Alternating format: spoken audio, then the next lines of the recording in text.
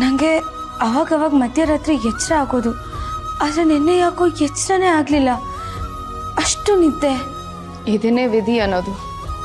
ಆಗಬೇಕಾಗಿರೋದನ್ನ ಯಾರೂ ತಪ್ಸಕ್ಕಾಗಲ್ಲ. ನೋಡ್ ಜಾನು, ನೀನ್ ಇದ್ರ ಬಗ್ಗೆ ಜಾಸ್ತಿ ಯೋಚನೆ ಮಾಡಬೇಡ. ನಿನ್ನ ಆರೋಗ್ಯದ ಬಗ್ಗೆ ಯೋಚನೆ ಮಾಡು. ಹೌದು ಮಗಳೇ, ನಿನ್ನ ತಾಯಿ ಆಗ್ತಾ ಇರೋಳು.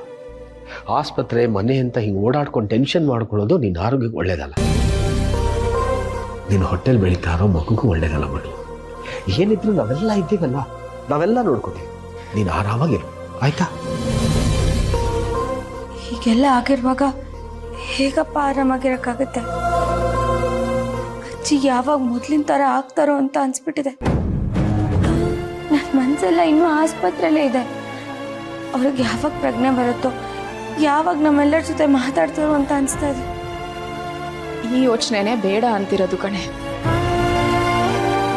ನೋಡು, ಇಂಥ ಪರಿಸ್ಥಿತಿನಲ್ಲಿ ನೀನು ಜಾಸ್ತಿ ಟೆನ್ಷನ್ ತಗೊಂಡ್ರೆ ಅದು ಮಗು ಮೇಲೆ ಪರಿಣಾಮ ಬೀರುತ್ತೆ.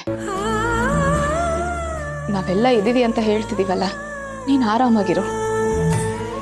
ಹೌದು, ಇಂಥ ಸಮಯದಲ್ಲಿ ನಿಮ್ಮ ಧೈರ್ಯವಾಗಿರಬೇಕು. ಅಜ್ಜಿಗೆ ಏನಾಗೋದಕ್ಕೂ ನಾನು ಬಿಡೋದಿಲ್ಲ.